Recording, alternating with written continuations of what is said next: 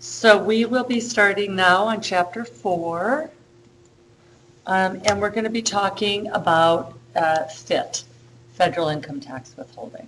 So this last chapter, 2 chapters ago, we talked about how you calculate gross wages, minus FICA we just did, now we're doing minus FIT.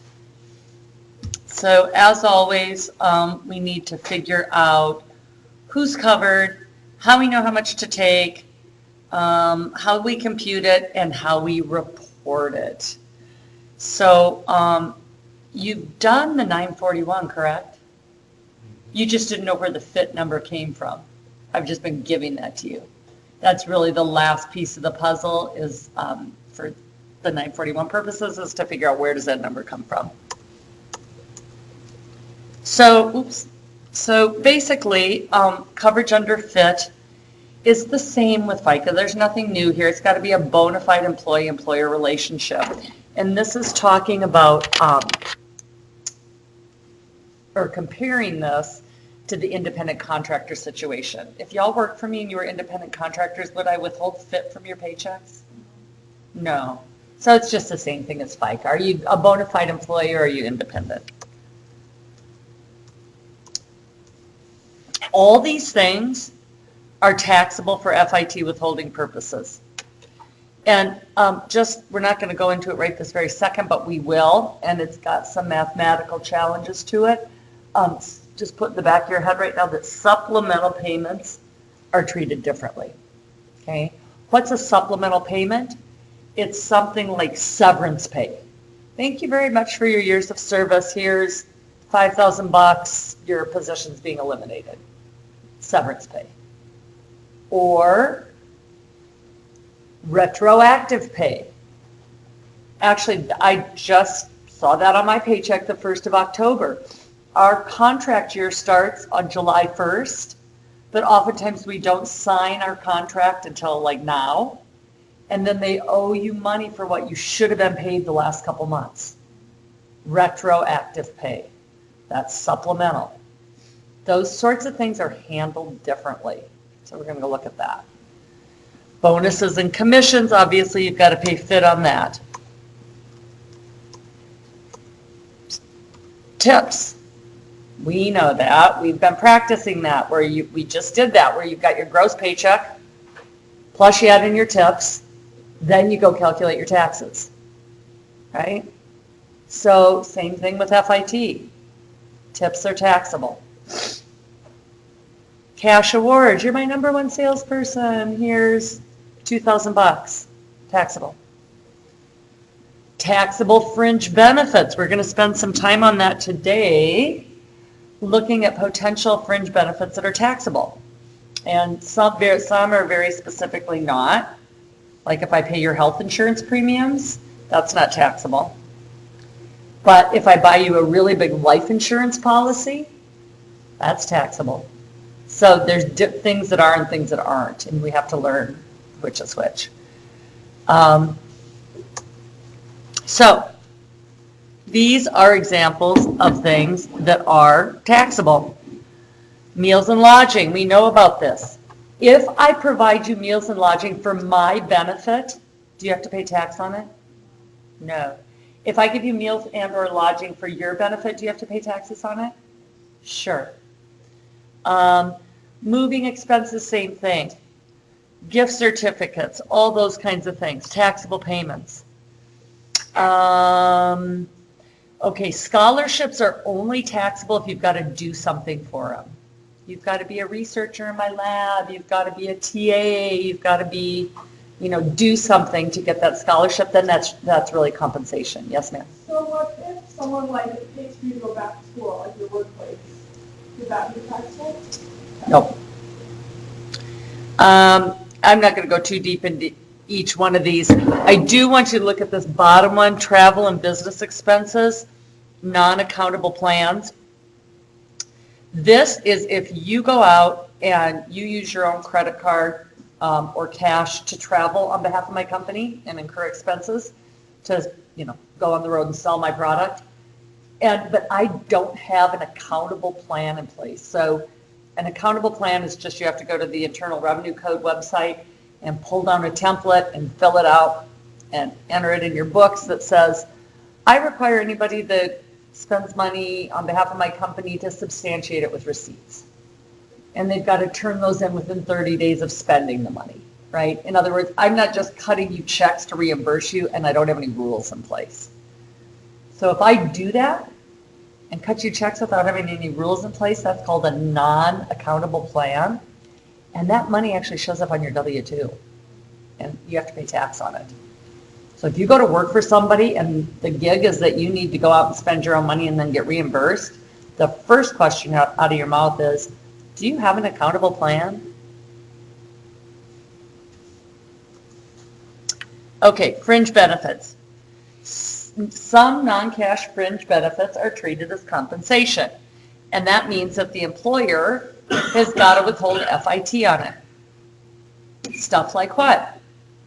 Season tickets to the Grizz, season tickets to the Lakers. Okay, there's a difference there between probably $800 and $10,000, right? But same.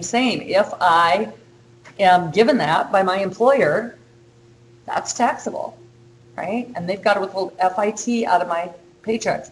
So is it really a free season ticket to the Grizz? No, because I got to pay tax on it. Athletic, Give you gifts. huh? Can they ever just give you gifts? Taxable. It's all taxable even gifts. I'll tell you, we're going to look at this later, but I'll tell you, like, I saw when I was actively doing, bookkeeping and CPA work, people would try at the end of the year, to give like cash bonuses at Christmas. Here, you guys, everybody gets an envelope with, $500 bills in it, right? Then you've got to gross it up and pay taxes on it. Right? Anything really you pass on to your employees, there's very few things that aren't considered compensation. Athletic club membership, I buy you a membership to Pebble Beach or Country Club or wherever. That's a taxable fringe benefit. I give you a corporate car. Here, Gabby, you're going to be traveling the inland Northwest selling my medical device to rural hospitals. And the roads are really crappy 9 months a year. I'm going to give you a Escalade to drive. Well, obviously, she's also going to take her, kids to soccer and run to the grocery store and use it personally, right? So at the end of the year, I have to say to Gabby, tell me how many miles you drove that Escalade for personal use. And she says 3,829. Then I go to the IRS website and I look up 2019 Escalade, and it's going to be a lot. It's going to be 70 cents a mile or something, because that's a $70,000 car. So that 70 cents times the 3,800 miles, she's got to pay tax on that.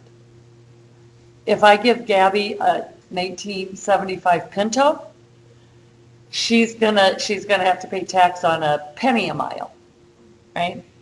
So, and there's an IRS website out there that's got, 500 pages, every car made for the last, 20 years, and how much the per mile taxable amount is. You guys clear on that? So she's still getting a great benefit because she doesn't have a car payment, she doesn't have license plate, she doesn't have insurance, she doesn't have maintenance. So it's still a really good thing, but the car isn't actually free. Okay, frequent flyer miles, the IRS has never figured out a way to really get their fingers in this, so that doesn't really happen.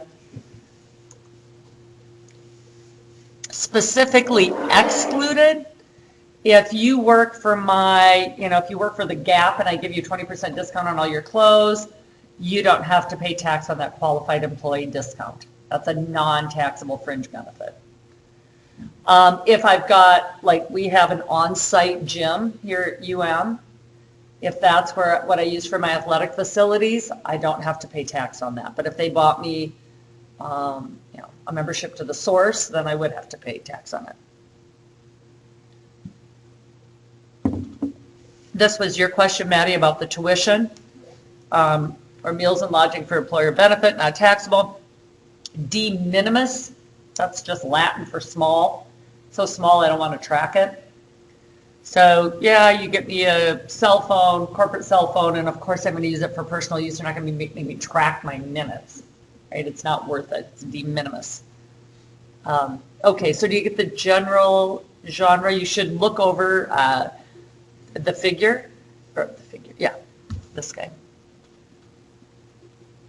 Figure 4.1, and then there is a list on page 4.4 of non-taxable, so look at those. Okay, so how do I withhold FIT on these fringe benefits? And there's really a couple ways to do it.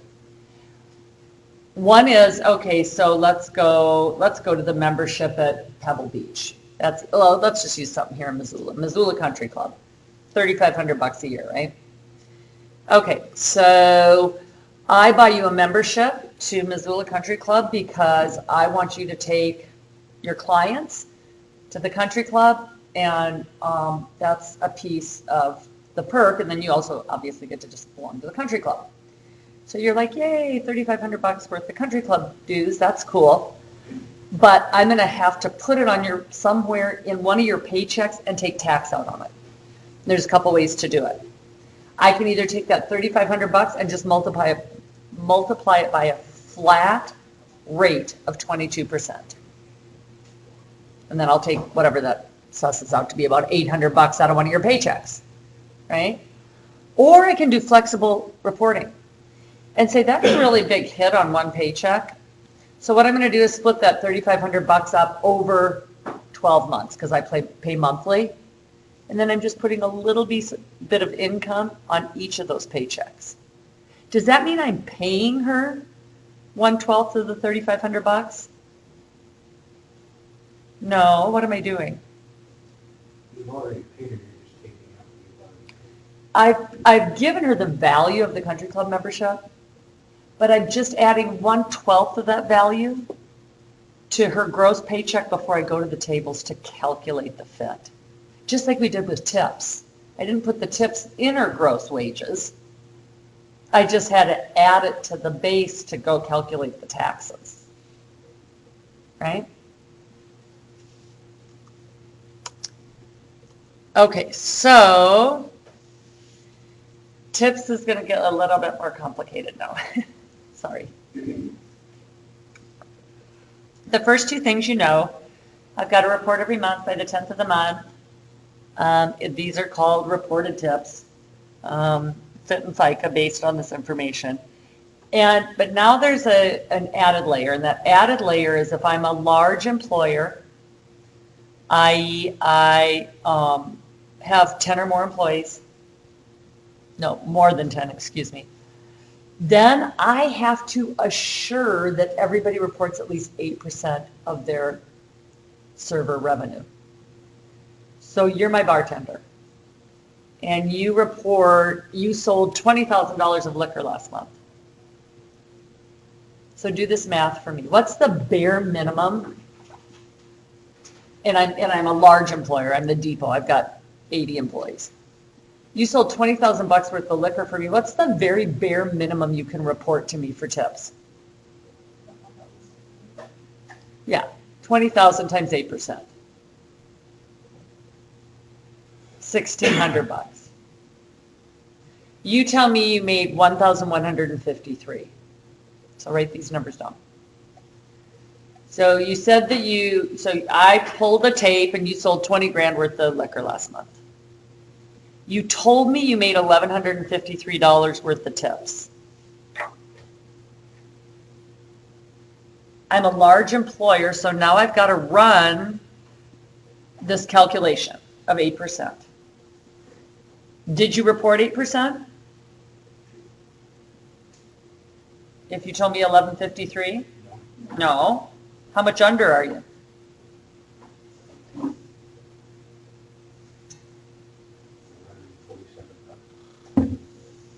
Those are your allocated tips.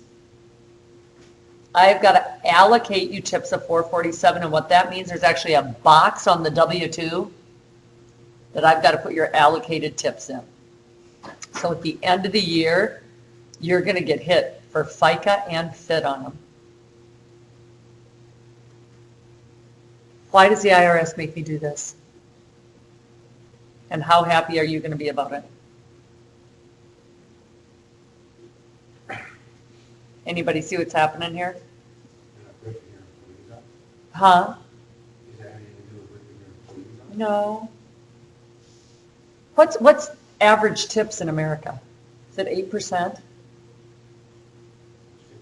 15 to 20, right? So if somebody's reporting $1,153 of tips on 20 grand worth of alcohol sales, they're way, way, way underreporting. That's like 5%.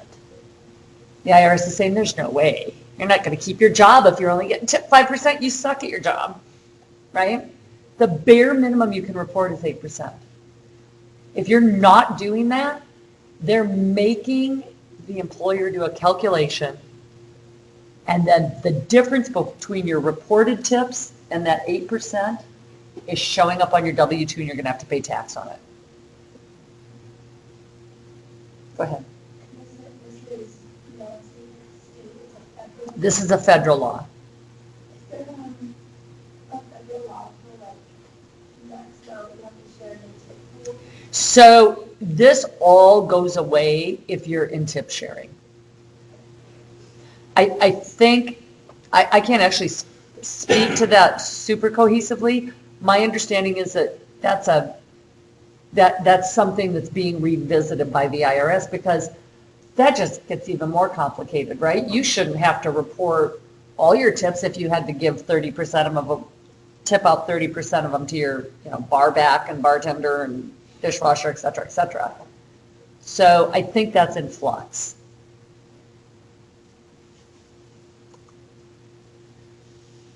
So allocated tips, what I just said, is equal to your reported tips minus 8% of gross receipts.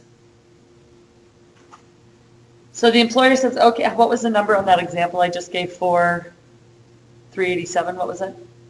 I said that she reported 1153. She should have reported how much? 1600. So she underreported by 487. So the employer allocated her tips of 487. And when I say allocated tips, what do I specifically mean by that? Lowballing? Well, she lowballed reporting, but now the employer's got to allocate those tips. Does that mean he gives her those tips? No, he puts them on the W-2. It's kind of a weird word, but it means it makes them taxable to her. So it's almost treated like a wage. It is treated like a wage. But here's the scoop. The employer does not have to withhold on allocated tips, only reported tips.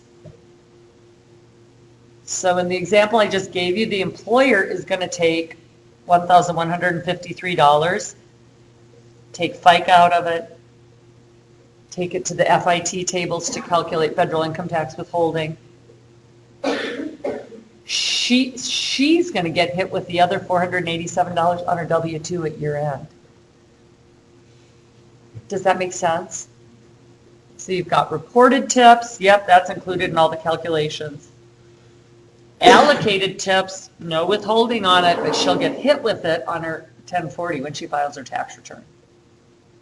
So the employer never pays his or her share of FICA on the allocated tips.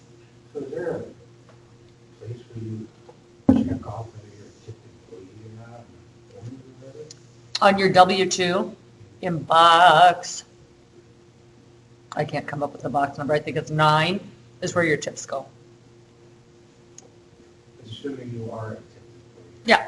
Yeah, so then it shows up, there's a box that says tips susceptible to Social Security. I'm just trying to figure out if you're an employee that is not a tipped employee, but sometimes gets tips anyway. So the IRS defines a tipped employee as somebody that regularly gets more than $20 a month. So if after class you came up today and went, like, that was an inspirational lecture, here's $50.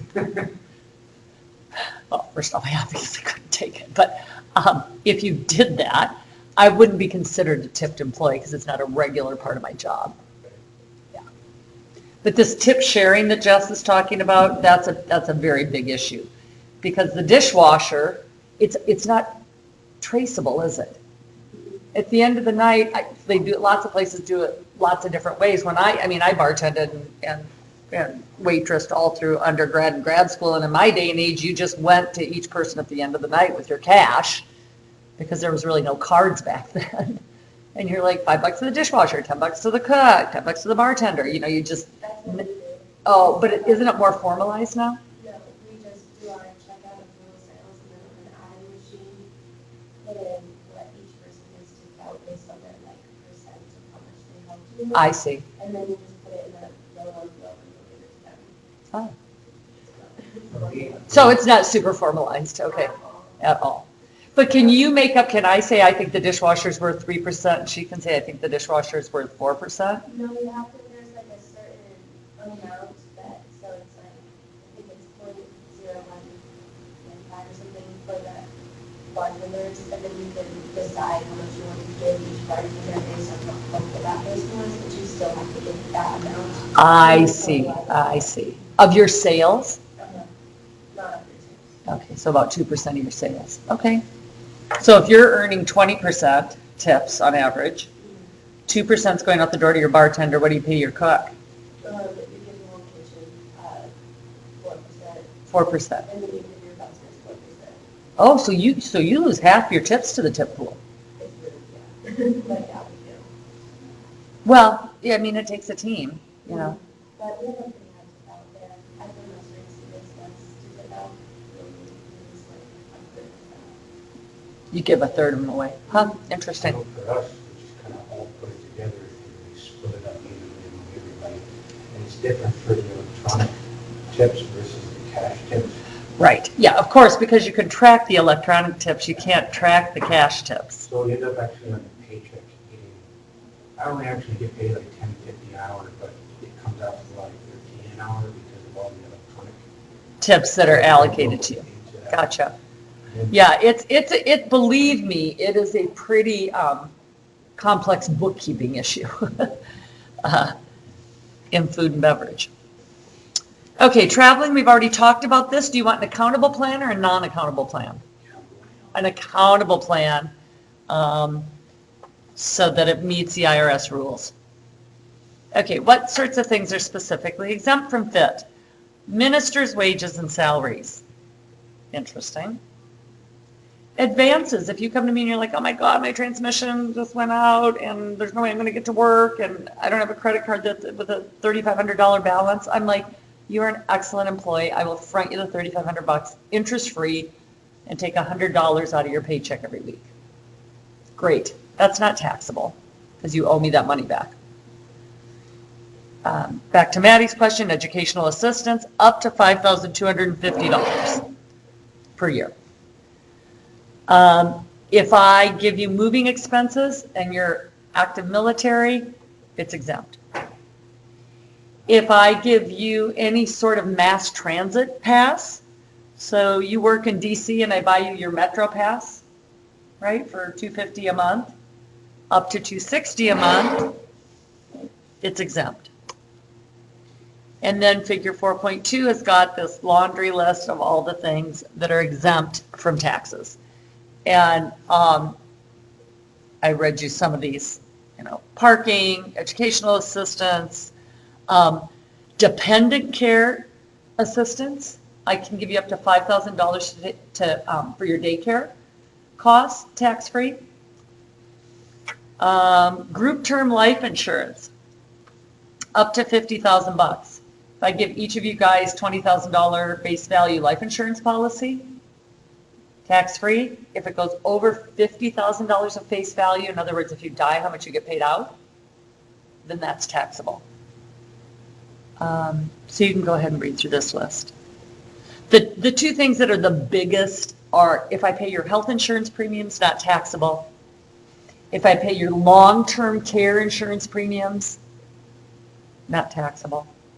And if I contribute to a 401k or some sort of retirement vehicle for you, not taxable. Okay, now, last concept. This is kind of a mouthful. Pre-tax salary reductions are exempt from FIT. What the heck does that mean? Pre-tax salary reductions are exempt from FIT. What sorts of things might I take out of your check pre-tax? Any ideas? What kinds of things might I take out of your check pre-tax? How about if you put money into a 401k? Do you have to pay income tax on that before it goes into the 401k? No. That's a pre-tax contribution. HSAs, health savings accounts. You want $25 a paycheck to go into your HSA? I pull it out. I put it into the vehicle that you asked it to be put into, the health savings account. I don't have to calculate FIT on it. Because it's so favored by the government, they want people to fund HSAs, they want people to fund pension accounts, 401ks and IRAs. So the way to make it even more attractive is you don't have to have a tax hit and then put the money in. You get to just earn $1 and put that straight in. That's called a pre-tax contribution. And they're really powerful. Contribution to cafeteria plans. These, let me put this back up. This is what we have here at the university is a cafeteria plan. That's where they give you this laundry list of non-taxable benefits. Or cash into a flex account. So say I think we get like $1,000 a month. And I use most of that to pay my health insurance. But if I was on my husband's health insurance, I would be able to choose all these other things. Dental insurance and optical insurance and disability insurance and blah, blah, blah, blah, blah. Okay? So that's all pre-tax. I don't pay tax on that $1,000 a month that the university gives me to choose from my cafeteria plan. Okay, that's pre-tax. Anybody ever heard of an FSA, flexible spending account? These are really powerful too. And I'll tell you what's different about them from everything else. They are completely tax-free. There's no FIT or FICA paid on them. The other two examples I gave you, the HSA and the 401k, you only get out from underneath income tax on those.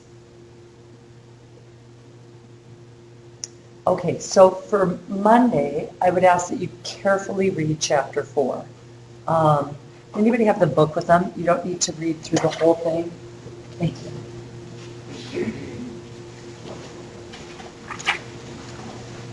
So for Monday, it's important to read pretty carefully through page 4-15.